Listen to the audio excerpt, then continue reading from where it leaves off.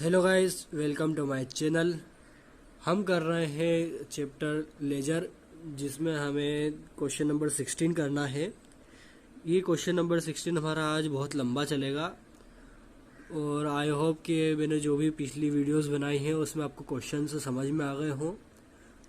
हमारे जो चैप्टर है वो जर्नल हो चुका है, सब्सिडरी बुक हो चुका है और हमारा लेजर चैप्टर चल रहा है, जिसमें हमें क्वेश्चन नंबर 16 आज करना है।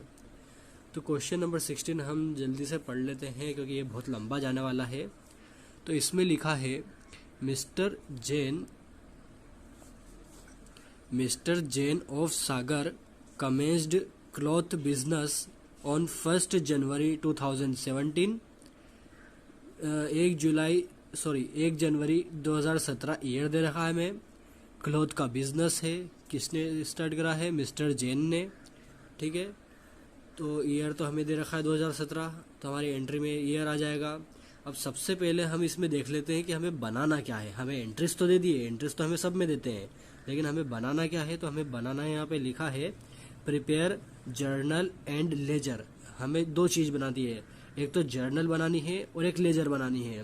तो पिछले क्वेश्चंस में हम क्या कर रहे थे कि हम पूरी लेजर नहीं बना रहे थे। ये चैप्टर तो लेजर का है, लेकिन हम पूरी लेजर नहीं बना रहे थे। हमने सिर्फ कुछ अकाउंट्स का बोल देते थे, जैसे किसी पर्सन का अकाउंट हमें नाम दे देते थे कि इस पर्सन का अकाउंट बना दो, या कैश का बना दो, सेल्स का, परचेस का। बस ये 2-3 ही अकाउंट हमें बनाने को कहते थे।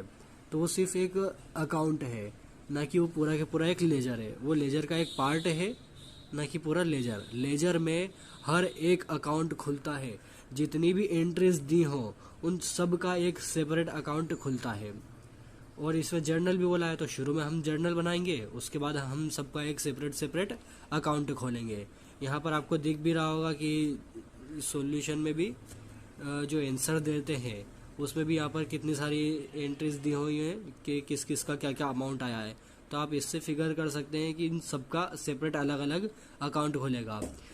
पिछले जो क्वेश्चंस थे उसमें सिर्फ एक पर्टिकुलर के उस पर ही एंट्रीज देते थे और वही एक ही अकाउंट हम बनाते थे। लेकिन अब इसमें एक बिजनेस की एक महीने की पूरी एंट्री दे रखी है, जिसमें हमें सबका अलग अलग अकाउंट बनाना है। इसमें किसी एक सेपरेट का नहीं बोला है, हमें पूरा ही बनाना है। तो सबसे पहले तो हमें इसमें बनानी है जर्नल। तो यहाँ पर आप देखिए कि मैंने जर्नल का फॉर्मेट बना लिया है। यहाँ पर मैंने लिख दिया है mister Jain of Sagar journal entries. Date का कॉलम है, पर्टिकुलर का कॉलम है, LF यानी कि लेजर फोलियो। जो लेजर में नंबर आते हैं वो यहाँ पर आते हैं, आपकी बुक में नहीं दिया है। किसी की बुक में दिया हो तो वो यहाँ पर लिख ले। फिर आता है डेबिट का अमाउंट, फिर आता है क्रेडिट का अमाउंट।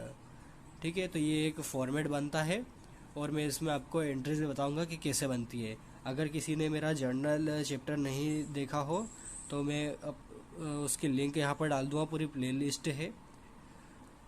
तो यहाँ पर मैं आपको और इजी वे में समझा भी दूंगा कि ये एंट्रीज इसमें कैसे आएंगी। तो हमारी पहली एंट्री हम देख लेते हैं, जिसमें हमें दे रखा है जनवरी 1 की कैश बाउट इन 20,000 रुपीज़। ठीक है, कैश आया 20,000 रुपये का। अब कैश आया का क्या मतलब होता है कि हमारा कुछ बैलेंस होगा हमारे पास। ठीक है, बिजनेस स्टार्ट करते हैं तो कुछ बैलेंस रहता है हमारे पास, हम उसमें ऐड करते हैं। तो हम शुरू में एंट्री यहाँ पर करेंगे। तो देखिए ईयर दे रखा है, तो सबसे पहले वही हमारा पुराना फॉर्मेट की डेट में सबसे पहले ऊपर ईयर लिख दो। ठीक है, क्या लिख दो? डेट किस कॉलम में सबसे पहले ईयर लिख दो। अब उसके बाद जनवरी 1 की एंट्री।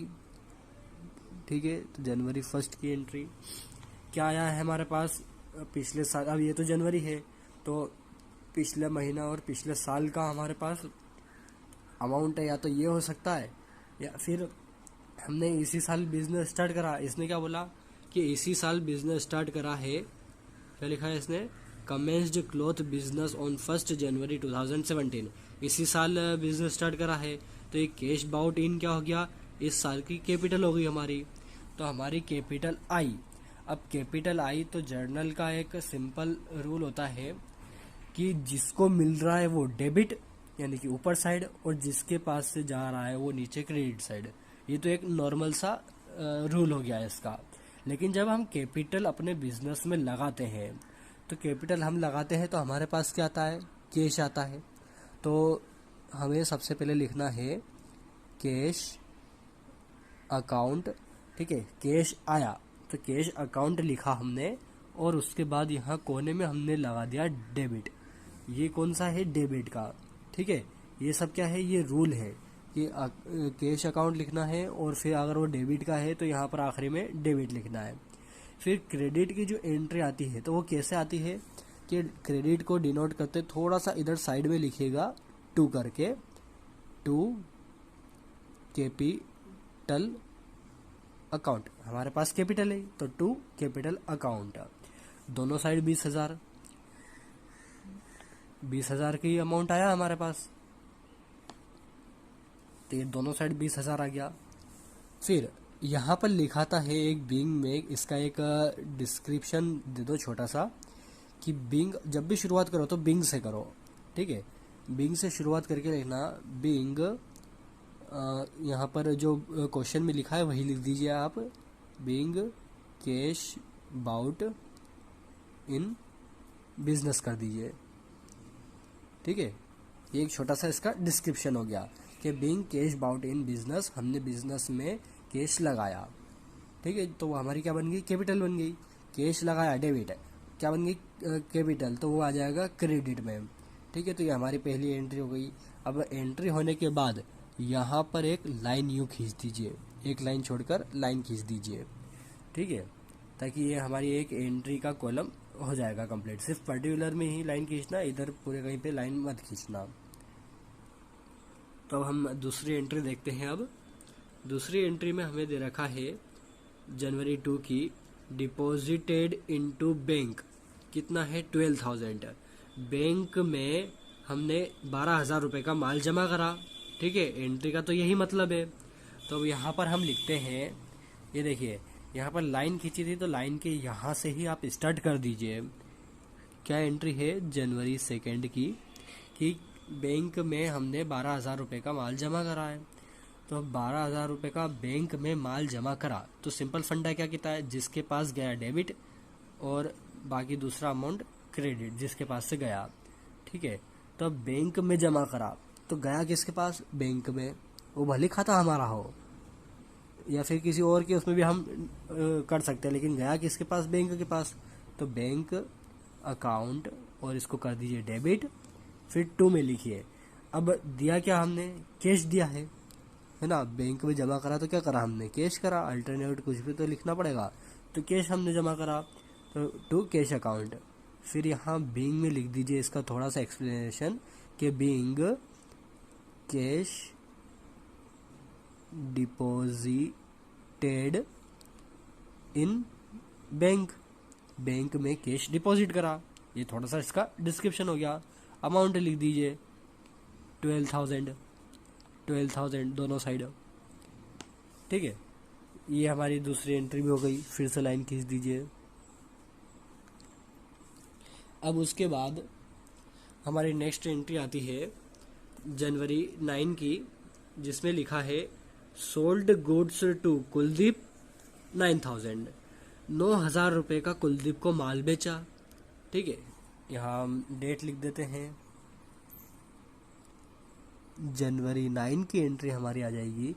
अब sold goods to Kuldeep, Kuldeep को माल बेचा, तो कुलदीप नाम भी आ गया, तो क्रेडिट की एंट्री हो गई, यानी कि किस पर्सन के नाम से होगी, कुलदीप के नाम से। अब माल बेचा तो मिला किसे, कुलदीप को।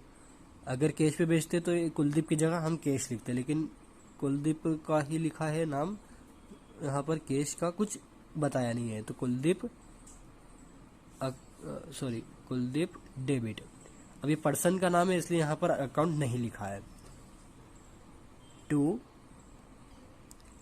सेल्स अकाउंट, ठीक है, माल बेचा है, बिंग में कर दीजिए, being sold goods on credit. जब भी माल क्रेडिट पे बिके आपको पता लग जाएगा। कैश तो दिया नहीं है, पर्सन का नाम दे दिया है, ठीक है। अगर पर्सन का नाम नहीं दिया होता और कैश भी नहीं लिखा होता तो वो तो कैश पे ही जाता, लेकिन यहाँ पर पर्सन का नाम लिख दिया है और कैश का कोई बताया भी नहीं है, तो क्या हो जाएगा कि being sold goods on credit, credit पे माल बेचा, ठीक है।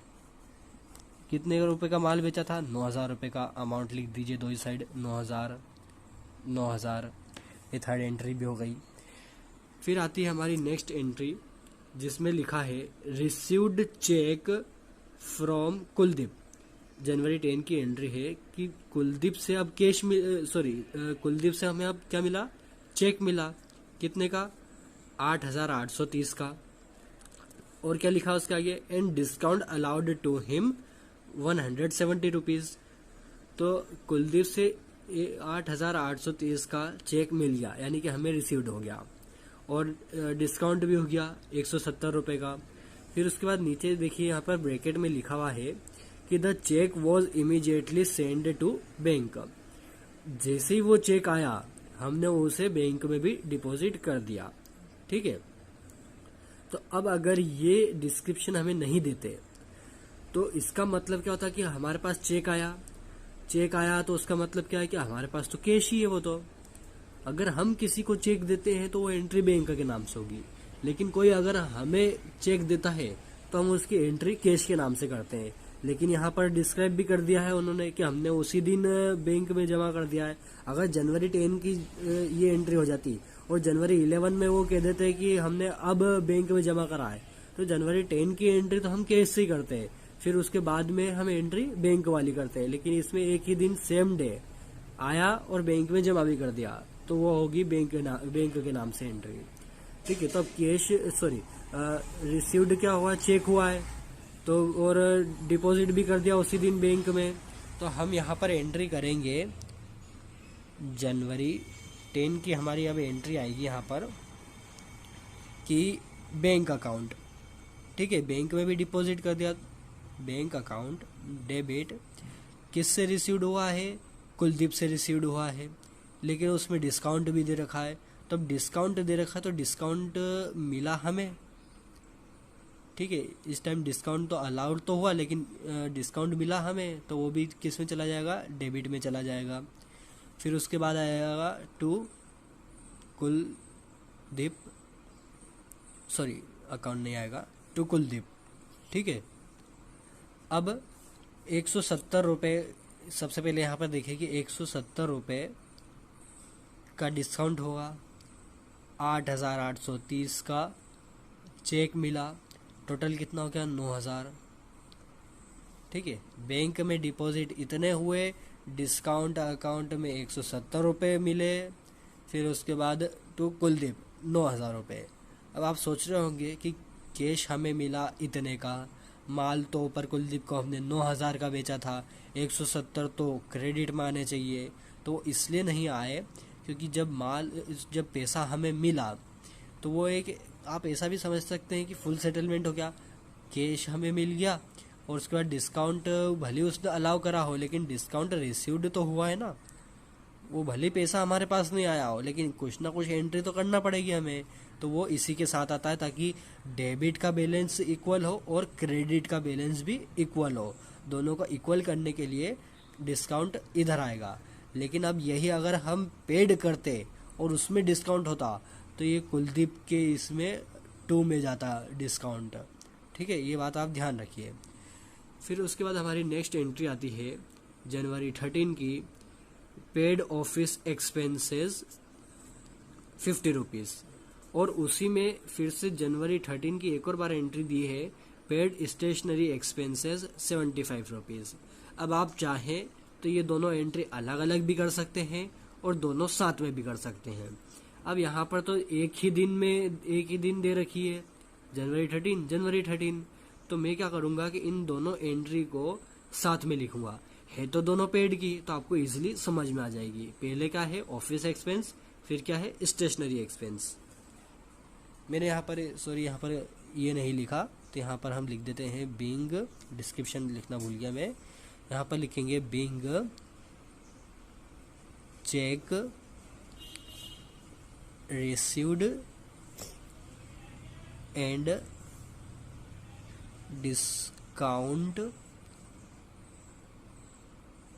अलाउड, ठीक है। क्या लिखा हमने? Being check received and discount allowed. हमें चेक भी मिला और डिस्काउंट भी अलाउड हो गया। अब लाइन खींच दीजिए आप।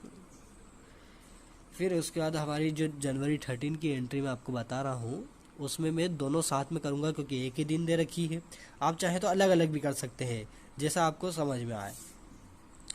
तो दोनों पेड की है, तो पेड करा मिला किसे, उन दोनों को।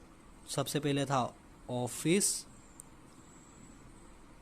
एक्सपेंसेस अकाउंट डेबिट, सॉरी एक और लिखेगा, स्टेशनरी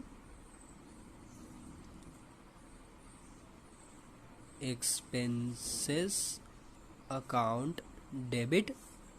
फिर 2 कैसे पेड करा हमने, कैश से पेड करा, चेक का कोई नाम ही नहीं था इसलिए कैश आएगा, टू कैश अकाउंट। ठीक है, ऑफिस एक्सपेंस भी पेड करा है, स्टेशनरी एक्सपेंस भी पेड करा है। अगर आप चाहें अलग अलग कैसे लिखेंगे कि office expense account debit to cash account, ये एक एंट्री हो गई। फिर अलग एंट्री का लिखेंगे stationery expense account debit to cash account, ये दूसरी एंट्री हो गई। ठीक है, अमाउंट इसमें क्या दे रखा है, ऑफिस एक्सपेंस का था 50 रुपीज़, स्टेशनरी का था 75 रुपीज़। दोनों का अगर हम मिला दें तो कैश में कितना जाएगा, 125 रुपीज़। ठीक है, इसका डिस्क्राइब लिख देते हैं, बीइंग ऑफिस, पूरा लिखिएगा, being office expenses and stationery expenses paid by cash. ठीक है, सिंपल वे में लिखिए, बिंग करके स्टार्ट करिए, ऑफिस एक्सपेंस लिख दिया, एंड करके स्टेशनरी एक्सपेंसेस लिख दिया, पेड बाय कैश, कैश से पेड कर दिया। इतना सिंपल लिखना है आपको तो। और ये हो गई हमारी यहाँ पर एंट्री फिनिश। ठीक है, अब यहाँ तो एंट्री हो गई। अब अगर आप चाहें तो इसे ऐसे भी छोड़ सकते हैं, और अगर आप चाहें, वैसे तो टोटल लिखना चाहिए, जर्नल का टोटल तो आना ही चाहिए। ठीक है, लेकिन कुछ लोग लिखते भी नहीं है, हम तो लिखेंगे। देखिए उसमें तो बोला है जर्नल का, तो यहाँ पर ये हमारी पूरी जर्नल हो गई है। अब हमें क्या करना है, इसका टोटल लिखना है। एक डेबिट साइड का टोटल आएगा और एक क्रेडिट साइड का टोटल आएगा। ठीक है, दोनों अमाउंट इक्वल होना चाहिए तो हमारी एंट्री सही हो जाती है।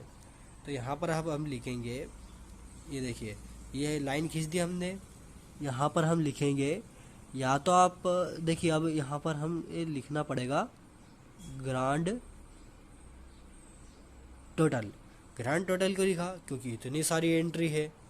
ठीक है, एक दो एंट्री भी नहीं है, इतनी सारी एंट्री है, वो पूरा महीने की एंट्री है। तो क्या लिखा हमने, ग्रांड टोटल। ग्रांड टोटल करके अब हमें देखना है कि इधर का कितना आ रहा है। अगर इधर का टोटल लगाएं तो कितना आएगा हमारा, देखिए ज़रा, 20 और 12, फिर 9 और ये भी 9 ही है, 9 को 9, 9 दूनी 18, 18 और 32 हो गए 50, और ये 125। तो ये कितना आ गया हमारा, 50,125। इधर भी उतना ही आ रहा है, तो क्या आ गया यहाँ पर हमारा, यहाँ दोनों साइड लिखिए। ठीक है, इक्वल में ही 125। इसमें ऐसा डेबिट या क्रेडिट नहीं होगा, इसमें सिंपल ही लिखाएगा। तो यहाँ पर डबल लाइन हम खींच देते हैं, और ये हमारा जो टोटल है वो भी हमने लिख दिया है। हमारी जर्नल एंट्री अब कंप्लीट हो चुकी है। अब उसके बाद हमें बनाना है लेजर। तो यहाँ पर अब मैं लेजर का अकाउंट बनाऊंगा। यहाँ पर मैं आपके सामने लिख देता हूँ, हमें बनानी है अब लेजर। जब हम लेजर बनाते हैं तो सबसे पहले उसका ऊपर नाम लिखिएगा लेजर, फिर उसके बाद उसके सेपरेट अकाउंट आएंगे। तो देखिए हमें बनाना है लेजर, तो उसमें मैंने यहाँ पर सबसे पहला जो फॉर्मेट बनाया है वो मैंने बनाया है कैश अकाउंट का। किसका बनाया मैंने, कैश अकाउंट का। हम अपनी जर्नल देखते हैं और जर्नल में हम देखते हैं कि जो सबसे पहली एंट्री हमारी आ रही थी जनवरी 1 में, वो आ रही थी हमारी कैश की एंट्री। कैश की एंट्री तो हम सबसे पहले कैश का अकाउंट बनाएंगे। और यूँ भी एक मतलब एक फॉर्मेट की तरह रहता है कि सबसे पहले हम लिखें कैश की एंट्री, उसके बाद जैसे कि कैपिटल की, उसके बाद बैंक की, और भी जो फिर उसके बाद एंट्रीज जैसे सेल या परचेज रखा हो तो फिर वो, किसी पर्सन की, डिस्काउंट की, फिर उसके बाद जो एक्सपेंसेस रखे उसकी। तो ये एक फॉर्मेट की तरह रहता है। लेकिन शुरू में आपको सबसे पहले तो बनाना ही है कैश अकाउंट। अगर यहाँ पर सारी एंट्री में कैश की जगह बैंक दे रखा होता तो सबसे पहले आप बनाइए बैंक अकाउंट। ठीक है, तो सबसे पहले तो हमें यहाँ पर एंट्री में कैश अकाउंट दे रखा है, इसलिए हम यहाँ पर बनाएंगे कैश अकाउंट और उसमें उसकी एंट्रीज लिखेंगे। तो कैश अकाउंट का फॉर्मेट तो जैसे बना लिया है। लेजर का फॉर्मेट ये रहता है कि डेट पर्टिकुलर, यहाँ पर लिखा हुआ है JF, यहाँ पर देख लीजिए, यहाँ पर लिखा है JF यानी कि जर्नल फोलियो। ठीक है, जर्नल की जितनी भी एंट्रीज के नंबर्स जो हैं वो यहाँ पर आएंगे। ये अपने क्वेश्चन में, ये पूरी बुक में क्वेश्चन में नहीं दे रखा है, लेकिन इसका कॉलम बनता है। अगर किसी की बुक में दिया हो तो अपने टीचर से कंसर्न करके कैसे क्या लिखते हैं वो पूछ लीजिए। फिर उसके बाद आता है अमाउंट। तो ये जो 4 कॉलम बने हुए हैं, डेट का, पर्टिकुलर का, JF का, अमाउंट का, ये एंट्रीज है डेबिट की। फिर उसके बाद फिर से डेट, पर्टिकुलर, JF, अमाउंट, ये 4 कॉलम में आएंगे एंट्रीज क्रेडिट की। ठीक है, ये बात आप ध्यान रखिए। कैश अकाउंट, अब उसमें कैश में सबसे पहले हमें दे रखा है जनवरी 1। कैश की एंट्री क्या आया है, कैपिटल आया है 20,000 रुपये का। अब कैश अकाउंट जब हम बनाते हैं तो उसमें कैश के नाम से हम एंट्री नहीं करेंगे, उसके ऑपोजिट में जो एंट्री लिखी है उसके नाम से करेंगे। क्या लिखा है क्रेडिट में, कैपिटल अकाउंट। क्या लिखा है, कैश तो लिखा है डेबिट में, लेकिन एंट्री क्या लिखी है क्रेडिट में, कैपिटल अकाउंट, जनवरी 1। तो अब यहाँ पर टू कैपिटल अकाउंट लिखा है। ये काय की एंट्री है, क्रेडिट की। कैश हम कर रहे हैं, ठीक है, कैश अकाउंट हम बना रहे हैं, तो कैश अकाउंट में कैश की एंट्रीज होंगी, लेकिन उसके ऑपोजिट वाले नाम से होगी। तो कैश तो यहाँ पर काय में था, डेबिट में, एंट्री भी काय में होगी, डेबिट में, लेकिन किस नाम से, ऑपोजिट नाम से। तो सबसे पहले ईयर लिख लेते हैं 2017 जो हमें दे रखा है। पिछले जो क्वेश्चन है उसमें हमें कैश अकाउंट बनाता था, तो कैश अकाउंट बनाने में जो डेबिट में आती थी, जो मिलता था वो डेबिट में, जो जाता था वो क्रेडिट में, और ऑपोजिट नाम से। तो वैसे ही यहाँ पर भी एंट्री होगी। आपको कुछ ज़्यादा आपको ज़्यादा दिमाग लगाने की इसमें ज़रूरत नहीं पड़ेगी, क्योंकि ये एंट्रीज सिंपल रहेंगी। तो कैश अकाउंट बना रहे हैं, उसमें हमारी फर्स्ट जो एंट्री आई है वो जनवरी 1 की आई है, जिसमें डेबिट में आया है हमारा टू कैपिटल अकाउंट।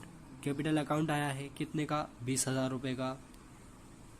ठीक है, अगर आप रूल से चलिए तो रूल तो यही है कि कैश अकाउंट हम बना रहे हैं, जर्नल में कैश अकाउंट डेबिट में दे रखा है, उसके ऑपोजिट में कैपिटल अकाउंट है, एंट्री का नाम दिया है। तो कैश अकाउंट में कैश का नाम नहीं आएगा, उसके ऑपोजिट वाली एंट्री उसकी साइड ही आएगी। ठीक है, हो सकता है ये तो है क्रेडिट की एंट्री, लेकिन इसको डेबिट में लिख रहे हैं, क्यों, क्योंकि कैश अकाउंट बना रहे हैं, ऑपोजिट वाला ही नाम आएगा, और अमाउंट भी जो कैश में लिखा है वो लिखाएगा। अब यहाँ तो दोनों सेम है, लेकिन अगर किसी चीज़ में हो जाता है कि सिर्फ कैश में अलग लिखा है उसके बाद अलग लिखा है, लेकिन हम ऑपोजिट एंट्री लिख रहे हैं, तो उसका अमाउंट क्यों नहीं, अमाउंट तो सिर्फ जो कैश में लिखा है वही आएगा। फिर उसके बाद जो कैपिटल अकाउंट मैंने यहाँ पर बनाया है, अब मैंने तो यहाँ पर साथ में लिख भी दिया है, तो आप चाहें तो साथ में भी एंट्री लिख सकते हैं। आप देख लीजिए, अकाउंट अपने हिसाब से बना लीजिए, थोड़ा आप स्पेस भी अच्छी छोड़ दीजिए ताकि आप सारी एंट्री ठीक से कर पाएँ। ठीक है, तो यहाँ पर अब मैं ऐसा कर लेता हूँ कि मैंने कैश अकाउंट बना लिया, कैपिटल अकाउंट भी बना लिया है। ठीक है, अब एक एंट्री तो कैश में आ गई, जो कैश के नाम से थी उसको ऑपोजिट कैपिटल वाली वो आ गई। अब हम बना रहे हैं कैपिटल अकाउंट। ठीक है, तो कैपिटल अकाउंट किस में लिखा है, क्रेडिट में लिखा हुआ है, इसके ऑपोजिट में क्या लिखा है, कैश अकाउंट डेबिट में। तो अब एंट्री क्रेडिट की है तो क्रेडिट में ही आएगा, लेकिन किस नाम से आएगा, कैश के नाम से आएगा। कैश अकाउंट था, ईयर लिख लीजिए 2017, 2017 जनवरी 1 की एंट्री है, बाय के नाम से आएगा। जब क्रेडिट में हम लिखेंगे तो बाय के नाम से, बाय कैश अकाउंट 20,000। ठीक है। अब कैपिटल की इसके अलावा तो कोई सी भी एंट्री नहीं है, तो हम कैपिटल में यहाँ पर क्या लिख देंगे, अब बैलेंस कर देंगे। क्यों? क्योंकि कैपिटल तो बस एक ही बार आई है हमारे पास, उसके बाद तो पूरे जर्नल में कहीं से कहीं तक हमारे पास कैपिटल नहीं है। तो यहाँ पर ये हमारा जो कैपिटल अकाउंट है ये तो कंप्लीट हो चुका है, तो इसे हम यहीं पर ख़त्म कर देते हैं कि जनवरी चल रहा है, बैलेंस क्या आएगा जनवरी की लास्ट डेट का, तो जनवरी 31 करके हम लिख देंगे टू बैलेंस CD 20,000 ये अमाउंट आ जाएगा, क्योंकि इसके अलावा कोई सी एंट्री नहीं दे रखी है। ठीक है। यहाँ पर टोटल कर दीजिए 20,000, यहाँ पर टोटल कर दीजिए 20,000। ठीक है, दोनों साइड 20,000 हो गया। अब इसको नेक्स्ट मंथ में ट्रांसफ़र भी कर दीजिए। अब ये तो आया था हमारा डेबिट साइड, इसको क्रेडिट साइड में करके ट्रांसफ़र कर देंगे हम February 1 नेक्स्ट मंथ की, बाय बैलेंस BD 20,000। यही हमारा बैलेंस भी आ गया। तो ये जो क्वेश्चन नंबर 16 है, इसको देखने से पहले, इसको करने से पहले आप मेरे पिछले क्वेश्चंस देख लीजिए, क्योंकि उसमें एक पर्टिकुलर अकाउंट बना है, तो वो आपको इजी वे में समझ में आ गया है।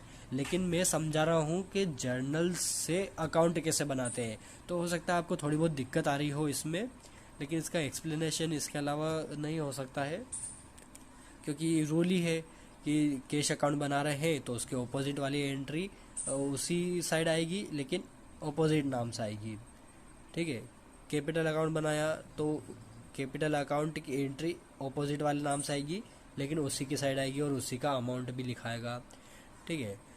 तो अब आगे हम बढ़ते हैं। जनवरी 2 की हमारी एंट्री है, bank account debit to cash account. ठीक है। अब कैश अकाउंट हम तो पहले कैश अकाउंट बना रहे हैं, तो कैश की एंट्री काय में आई है, क्रेडिट में आई है। उसके ऑपोजिट क्या लिखा है, बैंक अकाउंट, तो एंट्री किस में आनी चाहिए, क्रेडिट में। ठीक है। अब यहाँ पर तो आप ऐसे भी समझ सकते हैं कि यहाँ पर हमने डिपॉजिट करा था बैंक में, हमारे पास से तो गया, तो वो किस में आता है, क्रेडिट में। ठीक है। आप इतना सा ध्यान रखिए तो आपको इजी वे में समझ में भी आ जाएगा। जनवरी 2 की एंट्री हमारी आ जाएगी, बाय कैश के नाम से है, लेकिन ऑपोजिट क्या है, बैंक, तो बाय बैंक अकाउंट, कितना अमाउंट है, 12,000।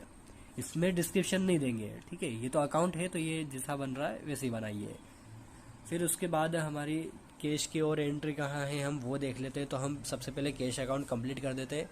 ये तो मैंने आपको समझाया है कैपिटल अकाउंट बना के, कि आप अगर सारे अकाउंट एक साथ बना लेते हैं और फिर एक एक करके उसको ट्रांसफ़र करते रहते हैं, तो ऐसे करिए।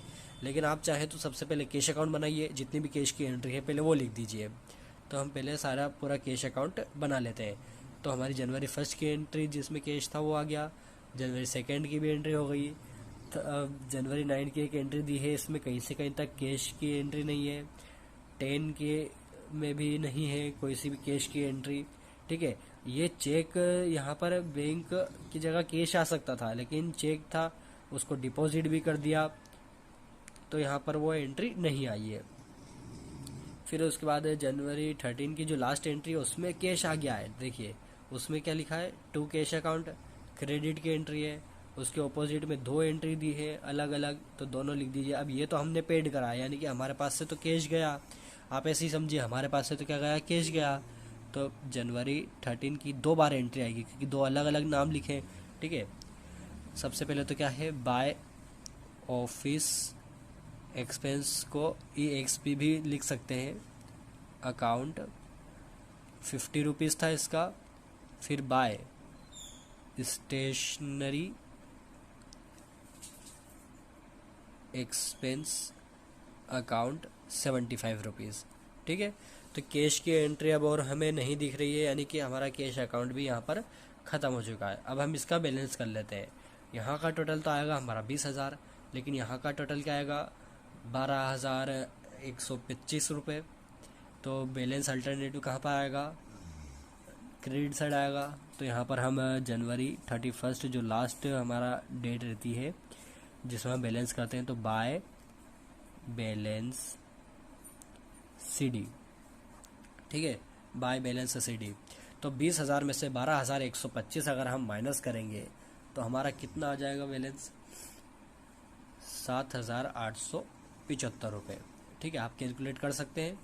फिर उसके बाद टोटल जब भी आप लगाइए तो टोटल कैसे लगाइए कि ये वाली लाइन खींच दी हमने, ठीक है, ऊपर वाली, उसके बाद यहाँ पर लाइन खींच दी, ये हमारा बॉक्स बन गया जिसमें हमारा टोटल आएगा।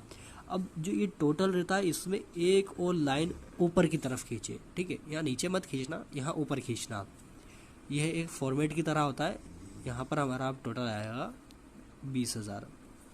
इस तरफ भी हम ऐसे ही करेंगे, ये फिर उसके ऊपर एक और लाइन और यहाँ पर बस एक लाइन, ये आ गया हमारा 20,000 रुपये, ठीक है। तो इस तरीके से ये टोटल भी हो गया है। टोटल एक लाइन में ही लिखना पूरा। अब उसके बाद बैलेंस हमारा आया क्रेडिट साइड, उसको ट्रांसफ़र करेंगे अगले महीने तो वो चला जाएगा डेबिट साइड, ठीक है। तो यहाँ पर February 1 की एंट्री हम करके लिख देंगे टू बैलेंस BD 7,875 रुपीज़, ठीक है। तो कैश अकाउंट भी हमारा कंप्लीट हो गया। तो अब देखिए हमारा कैश अकाउंट बन चुका है और हमारा कैपिटल अकाउंट बन चुका है, ठीक है। शुरू से अगर हम देखें तो कैश की एंट्री थी, हमने कैश अकाउंट बना दिया, कैपिटल की एंट्री थी, हमने कैपिटल अकाउंट बना दिया। अब एंट्री आ रही है बैंक अकाउंट की, तो हम क्या बनाएंगे? अब बैंक अकाउंट बनाएंगे, ठीक है। फिर से वही जो आया वो डेबिट, जो गया वो क्रेडिट, अकाउंट जिसका बना रहा है उसके हिसाब से, ठीक है। तो यहाँ पर डिपॉजिट करा तो बैंक के पास क्या हुआ? डिपॉजिट हुआ, यानी कि डेबिट हुआ। तो 2017 जनवरी 2 की ये एंट्री है जिसमें हमें क्या करना है कि बैंक अकाउंट बना रहे हैं तो उसके ऑपोजिट के नाम से, कैश के नाम से, टू कैश अकाउंट। आप ऐसे भी समझ सकते हैं कि हम बना रहे हैं बैंक अकाउंट, बैंक में पैसा जमा करा, बैंक को मिला, पैसा जमा करा तो टू कैश अकाउंट के नाम से 12,000, ठीक है। ये पहली एंट्री हो गई है। अब इसके बाद जर्नल में और कहीं पे बैंक की एंट्री आ रही है क्या? जनवरी 10 की एंट्री में आ रहा है बैंक का। तो यहाँ पर बैंक में चेक जमा करा, ठीक है, यहाँ पर फिर से बैंक को मिला, लेकिन किसने जमा करा था? कुलदीप ने, ठीक है। कुलदीप से हमें मिला, जमा तो हमने करा, लेकिन क्या नाम आ जाएगा उसके? बैंक के ऑपोजिट में क्या, क्रेडिट में क्या एंट्री आ रही? बैंक तो है डेबिट में, लेकिन उसके ऑपोजिट क्रेडिट में क्या एंट्री आ रही है? टू कुलदीप। लेकिन अमाउंट 9,000 नहीं लिखाएगा, अमाउंट तो वही बैंक का 8,830 ही लिखाएगा, ठीक है। तो यहाँ पर हम लिख देंगे जनवरी 10 की एंट्री टू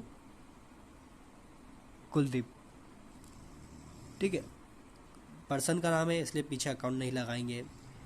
कितना आ जाएगा? 8,830 रुपये।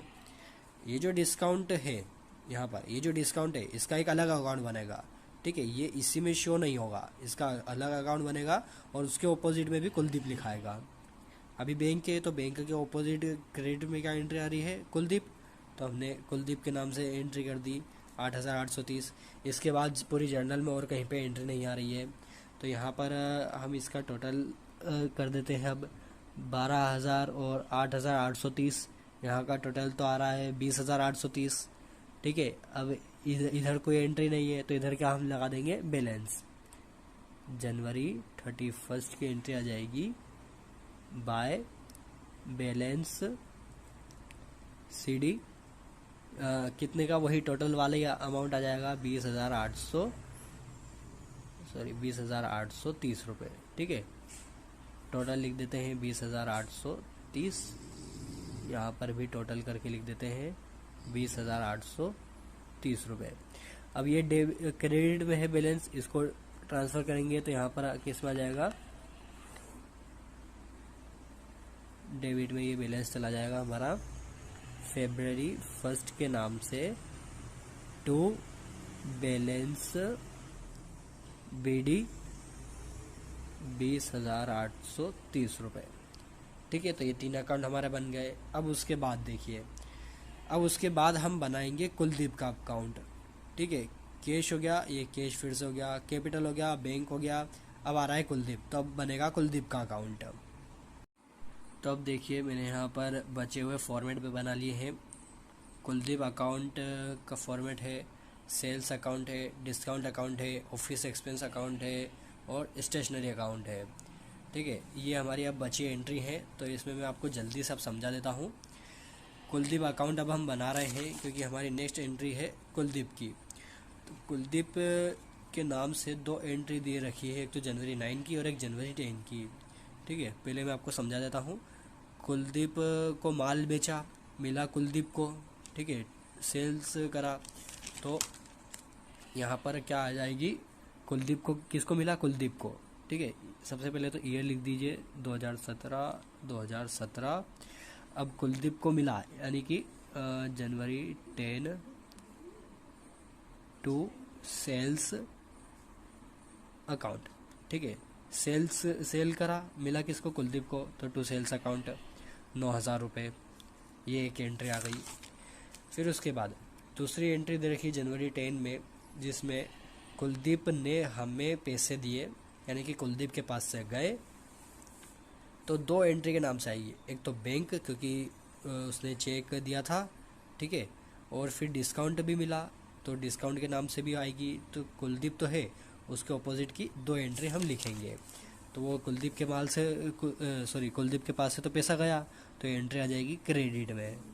जनवरी 10 की एंट्री हम करके लिखेंगे बाय बैंक अकाउंट, और फिर से करके लिखेंगे जनवरी 10 की बाय डिस्काउंट अकाउंट। ठीक है, अब आना तो यूँ तो 9,000 चाहिए, लेकिन ऑपोजिट में दो एंट्री थी, अलग अलग ही है, इसलिए यहाँ पर अमाउंट क्या जाएगा, 8,830 और 170।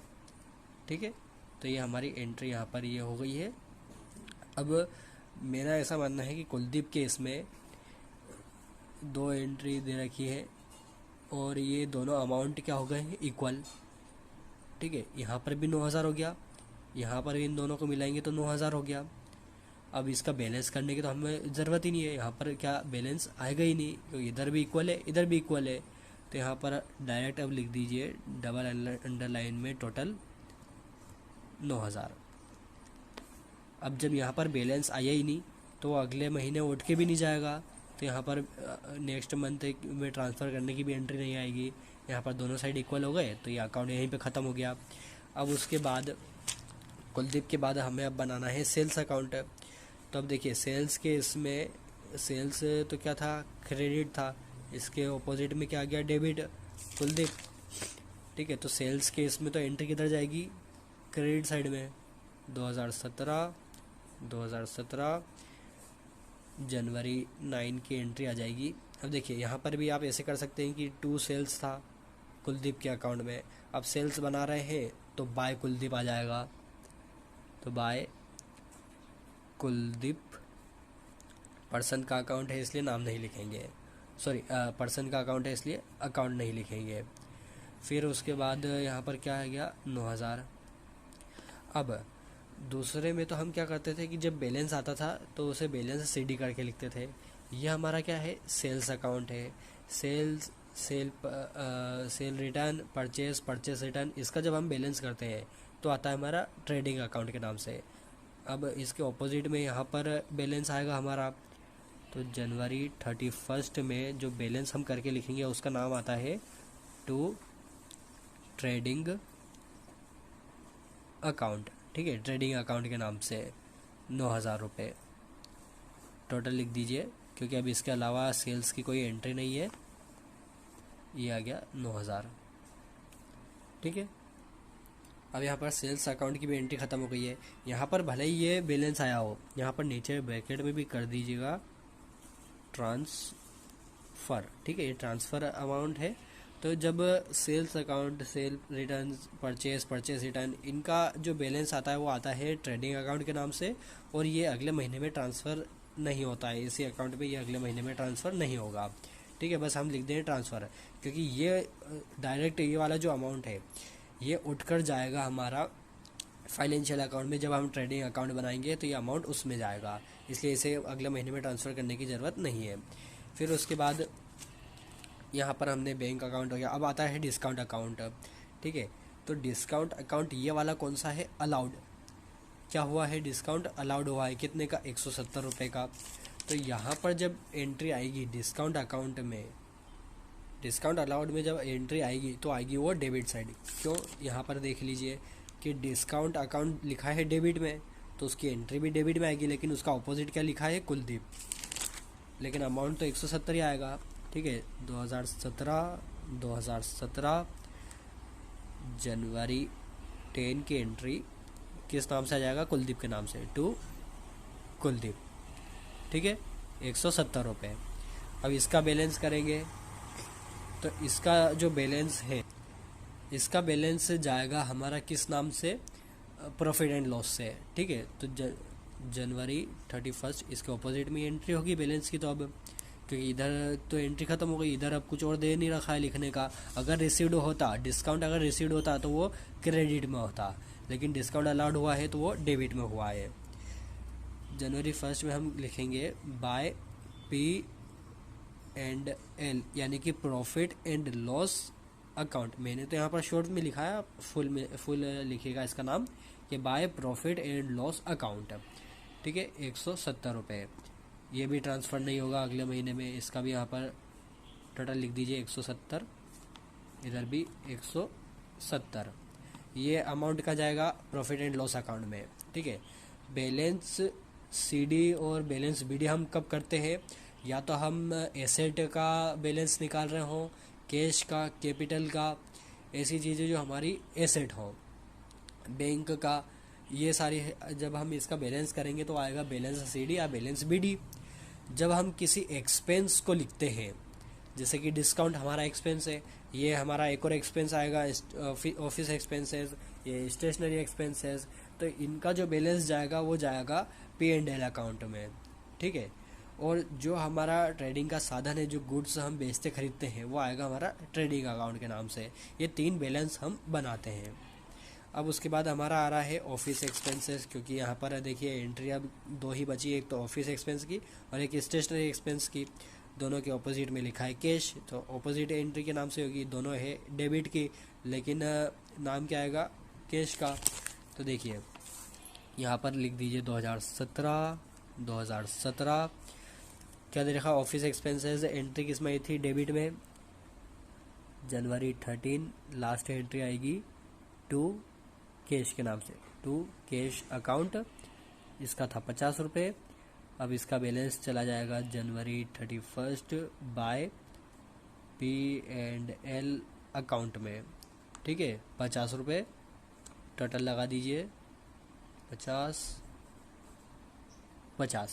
अब इधर भी लास्ट हमारा क्या बचा है, स्टेशनरी एक्सपेंसेस, इसका भी डेबिट में एंट्री आई थी, 2017 कर देते हैं, 2017 जनवरी 13 की एंट्री हमारी आ जाएगी टू कैश अकाउंट, क्योंकि पेड करा है, इन्हें तो मिल गया, 75 रुपये था। फिर जनवरी 31 बैलेंस हम करेंगे तो क्या आएगा, by P&L account, profit and loss account, 75 रुपये टोटल कर दीजिए इनका, 75 और ये 75, ठीक है। सबसे पहले हमने बनाई जर्नल एंट्री, क्योंकि हमें जर्नल और लेजर का बोला था, तो जर्नल हमने बना ली है जितनी भी एंट्री दी थी। फिर उसके बाद लेजर में हमने सबसे पहले अकाउंट बनाया कैश अकाउंट, इधर मिला इधर गया, कैपिटल अकाउंट, इधर जो कैपिटल आई वो, और बैलेंस, डेबिट बैंक अकाउंट जो मिला जो गया, लेकिन इधर कोई एंट्री नहीं थी, सिर्फ बैलेंस आया। फिर कुलदीप को जो मिला, कुलदीप के पास से जो गया, सेल्स अकाउंट में जिसको माल बेचा और फिर बैलेंस आ गया। फिर डिस्काउंट अकाउंट में अलाउड हुआ इसलिए डेबिट में, अगर रिसीव्ड होता तो किस में था, क्रेडिट में, ठीक है। ऑफिस एक्सपेंसेस पेड करा इसलिए डेबिट में, स्टेशनरी एक्सपेंसेस पेड करा इसलिए डेबिट में। तो ये हमारा लेजर जो है ये कंप्लीट हो चुका है। आई होप आपको ये क्वेश्चन पूरा समझ में आया होगा। क्वेश्चन तो बहुत लेंदी है और शॉर्ट फॉर्म में तो हो भी नहीं सकता, क्योंकि यही फॉर्मेट है। तो आप इसे एक बार अच्छे से देख लीजिएगा और आराम से मेरी वीडियो को देखिएगा, क्योंकि हर एक पॉइंट इसमें इम्पोर्टेंट है।